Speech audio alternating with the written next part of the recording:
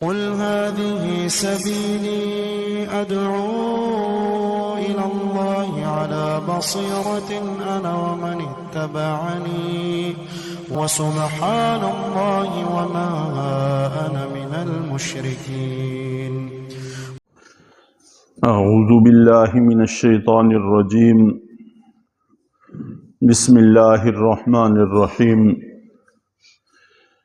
یا ایہا الذین آمنوا لا یحل لکم ان ترثوا النساء کرہا. اے ایمان والو، تمہارے لیے حلال نہیں ہے کہ تم عورتوں کے زبردستی مالک بن بیٹھو. یہاں سے اللہ رب العزت نے زمانہ جاہلیت میں عورتوں پر ہونے والے مظالم میں سے ایک ایک کا تذکرہ کیا ہے اور ان چیزوں سے منع فرمایا ہے.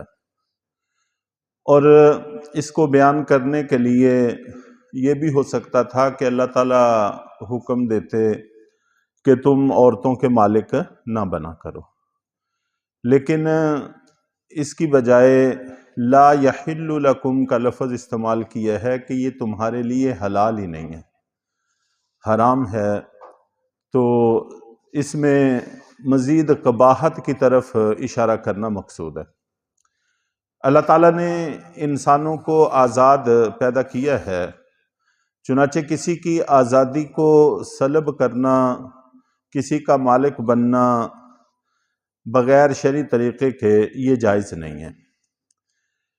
نکاح سے آدمی عورت کا مالک نہیں بنتا، بلکہ یہ مستقل ایک مسئلہ ہے کہ ملک اور نکاح یہ دو چیزیں ایک جگہ جمع ہو ہی نہیں سکتی. کہ آدمی کا نکاح بھی ہو اور آدمی اس کا مالک بھی ہو، یہ دو چیزیں جمع نہیں ہو سکتی. مثال کے طور پر کسی کی باندی تھی، اس سے آدمی نے نکاح کر لیا، جائز ہے، کوئی حرج نہیں. وہ باندی کسی اور کی ہے اور اس نے اس سے نکاح کیا ہوا ہے اس کے مالک کی اجازت سے، تو ٹھیک ہے. اتفاق سے اس نے وہ باندی کہہ لیں یا اپنی بیوی کہہ لیں، اس کو اس سے خرید لیا، یا اس نے اس کو ہدیے کے طور پر دے دی کہ یہ باندی آپ کے نکاح میں ہے، میں نے بطور ہدیے کے آپ کو دے دی. یا کسی طرح سے یہ اس کا وارث بنتا تھا، اس کا انتقال ہوا تو یہ اس باندی کا وراثت میں مالک بن گیا. تو مالک بنتے ہی نکاح ختم ہو جاتا ہے، نکاح ٹوٹ جاتا ہے. اس لیے کہ ملک اور نکاح یہ دو چیزیں ایک جگہ جمع نہیں ہو سکتی. تو آدمی نکاح سے عورت کا مالک نہیں بنتا، عورت اپنی جگہ آزاد رہتی ہے اور اس کو پورے مالکانہ حقوق حاصل ہوتے ہیں. جو جو چیزیں اس کی ہیں وہ ان کی مالک رہتی ہے، جبکہ غلام کے اندر مالک بننے کی صلاحیت نہیں رہتی، وہ کسی چیز کا مالک نہیں بن سکتا.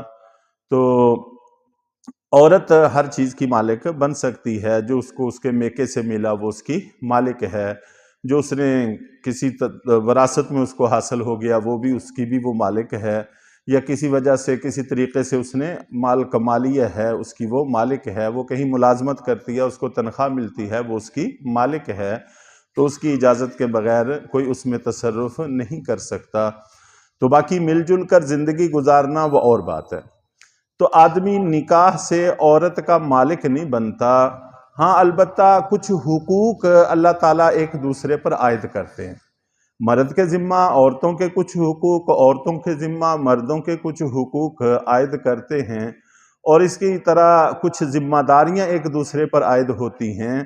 تو اور نظام زندگی کو چلانے کے لیے اللہ تعالیٰ عورت کو سربراہ کا مرد کو سربراہ کا درجہ دیتے ہیں اور عورت کو اس کے متاحت ہونے کا درجہ عطا فرماتے ہیں تاکہ نظام زندگی اچھے طریقے سے چل سکے. یہ بالکل الگ چیزیں. جیسے ہمارے حکمران ہمارے مالک نہیں ہیں، بلکہ عوام ساری کی ساری آزاد ہے.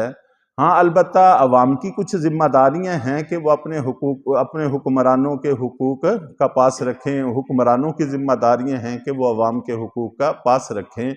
حقوق ایک دوسرے پر عائد ہونا اور چیز ہوتی ہے، مالک ہونا اور چیز ہوتی ہے. اسی طرح والدین اولاد کے بھی مالک نہیں ہوتے، اولاد بالکل آزاد ہے، جس کو اللہ نے آزاد پیدا کیا ہے وہ آزاد ہے۔ البتہ اولاد کے ذمہ کچھ ذمہ داریاں ہیں، کچھ حقوق ہیں والدین کے ذمہ بھی اللہ کچھ حقوق اور ذمہ داریاں اولاد کے لیے عائد کرتے ہیں۔ تو ذمہ داریاں ہونا اور چیز ہے، حقوق ہونا اور چیز ہے، مالک ہونا اور چیز ہے۔ تو اللہ تعالیٰ یہاں پر یہ بات واضح کرنا چاہتے ہیں کہ عورتوں کو تمہاری متحتی میں دیا ہے، اس کا یہ مطلب نہیں ہے کہ تم ان کا زبردستی مالک بن بیٹھو، ان کے سیاہ سفید کے مالک ہو جاؤ، ان کا اختیار ہی سرے سے ختم ہو جائے، یہ چیز تمہارے لیے حلال نہیں ہے۔ اور اس کے نتیجے میں پھر آگے کیا کیا چیزیں وجود میں آتی ہیں، ان کا آگے تذکرہ انشاءاللہ ایک ایک کر کے آتا رہے گا کہ اے ایمان والو، تمہارے لیے حلال نہیں ہے کہ تم عورتوں کے کرہن زبردستی مالک بن بیٹھو۔ وَلَا تَعْضُلُوهُنَّ لِتَذْهَبُوا بِبَعْضِ مَا آتَيْتُمُوهُنَّ إِلَّا أَن يَأْتِينَ بِفَاحِشَةٍ مُبَيِّنَةٍ، اور نہ ہی تم ان کو قید کرو، مقید کرو، تاکہ جو کچھ تم نے ان کو دیا ہے اس کا کچھ حصہ لے اڑو۔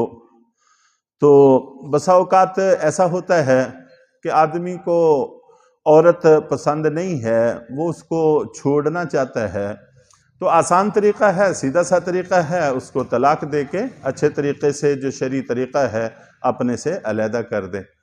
لیکن ہوتا یہ تھا کہ طلاق دینا چاہتے ہیں لیکن طلاق دیتے نہیں تھے، بلکہ پریشان کرتے تھے، اور نہ تو ان کو حقوق فراہم کرتے تھے اور نہ ہی گھر میں ان کو کوئی اہمیت دیتے تھے، اور نہ ہی طلاق دے کر ان کو علیحدہ کرتے تھے، بلکہ گھر میں خواہ ان کو مقید کر کے رکھتے تھے۔ اور مقصد پریشان کرنے کا یہ تھا کہ وہ خود ہی یہ کہیں کہ اپنا جو دیا ہوا مال ہے وہ ہم سے لے لو، یا اتنا مال ہم سے لے لو اور ہماری جان چھوڑو، جس کو خلا کرنا کہتے ہیں۔ خلا کا مفہوم بھی یہی ہے کہ عورت اپنی طرف سے تقاضا کرے کہ مجھ سے اگر کچھ مال وغیرہ بھی لینا ہے لے لو اور میری جان چھوڑ دو، مجھے طلاق دے کر علیحدہ کر دو۔ تو یہ بھی جائز نہیں ہے، نہ تم ان کو مقید کرو اس غرض سے لِتَذْهَبُوا بِبَعْضِ مَا آتَيْتُمُوهُنَّ إِلَّا أَن يَأْتِينَ، کہ جو کچھ تم نے ان کو دیا ہے وہ واپس لے اڑو، اس غرض سے تم ان کو گھروں میں مقید کر کے رکھو، یہ تمہارے لیے درست نہیں ہے۔ تو ظلم کی ایک صورت یہ بھی تھی، اس سے بھی اللہ تعالیٰ نے ان کو منع کیا ہے کہ یہ صورت تم اختیار نہیں کر سکتے۔ الا ان یاتین بفاحشۃ مبینہ، ہاں البتہ وہ واضح بے حیائی کا ارتکاب کر بیٹھیں، تو ایسی صورت میں ان کو گھروں میں مقید رکھنے کا پیچھے بھی تذکرہ ہوا ہے، اور جو کچھ تم نے ان کو دیا ہے اس کی واپسی کا تقاضا بھی تم کر سکتے ہو، اس لیے کہ یہاں پر قصور عورت کا ہے، تمہارا نہیں ہے۔ تو ظاہر ہے ایک ہی شکل اللہ تعالیٰ نے دیا ہوا مال واپس لینے کی رکھی ہے کہ وہ واضح بے حیائی کا ارتکاب کر لیں۔ اب اگر انہوں نے بے حیائی کا ارتکاب نہیں کیا پھر بھی تم مال ان سے لے رہے ہو، تو گویا تم ان پر بے حیائی کی تہمت لگا رہے ہو۔ کبھی صراحتاً ہوتی ہے اور کبھی صراحتاً تو نہیں ہوتی، لیکن ضمناً اور مقدراً ہوتی ہے۔ تو تم وعاشروہن بالمعروف، ان کے ساتھ معروف طریقے کے ساتھ زندگی گزارو۔ بے حیائی کا ارتکاب کرتی ہیں تو علیحدہ کر سکتے ہو، کوئی حرج کی بات نہیں ہے۔ فَإِن كَرِهْتُمُوهُنَّ فَعَسَىٰ أَن تَكْرَهُوا شَيْئًا وَيَجْعَلَ اللَّهُ فِيهِ خَيْرًا كَثِيرًا، اور پھر سمجھایا جا رہا ہے کہ اگر تم ان کو ناپسند سمجھتے ہو، شاید ایسا بھی ہو کہ اگر تم ان میں سے کوئی چیز ناپسند کرتے ہو، وَيَجْعَلَ اللَّهُ فِيهِ خَيْرًا كَثِيرًا، اور اللہ تعالیٰ نے اس میں بہت بڑی خیر رکھی ہوئی ہو۔ اصل میں کسی چیز کے شر ہونا یا خیر ہونا یہ نتائج سے پتہ چلتا ہے۔ اگر کسی کا نتیجہ اچھا ہو تو وہ چیز اچھی ہوتی ہے، اگر نتیجہ اچھا نہ ہو تو یقیناً وہ چیز اچھی نہیں ہوتی، اور نتائج ہمارے سامنے نہیں ہوتے۔ چونکہ نتائج ہمارے سامنے نہیں ہوتے، اس لیے بسا اوقات ہم اپنے لیے خیر چیز کو شر سمجھ بیٹھتے ہیں، شر چیز کو خیر سمجھ بیٹھتے ہیں۔ قرآن پاک میں دوسری جگہ پر اس کا تذکرہ بھی موجود ہے کہ ایسا ہو جاتا ہے کہ تم جس کو خیر سمجھ رہے ہو اللہ نے اس میں شر رکھا ہو، اور جس کو تم شر سمجھ رہے ہو اللہ نے اس میں خیر رکھی ہو۔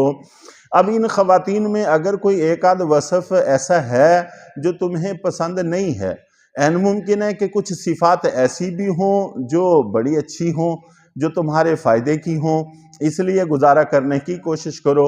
عین ممکن ہے کہ اللہ تعالیٰ ان سے تمہیں ایسی اولاد عطا فرما دیں کہ جو بڑی باعث فخر بننے کی صلاحیت رکھتی ہو اور آنے والے وقت میں تمہارا سر فخر سے بلند کرے اور تمہارے لیے اچھی اور بھلائی والی ثابت ہو۔ عین ممکن ہے کہ ایسا بھی ہو، اور اگر دنیا میں بالفرض کوئی نتیجہ نہ بھی نکلے تو بہرحال آخرت میں اس کا اجر ضرور مل کر رہے گا، جو سب سے بڑی خیر ہے۔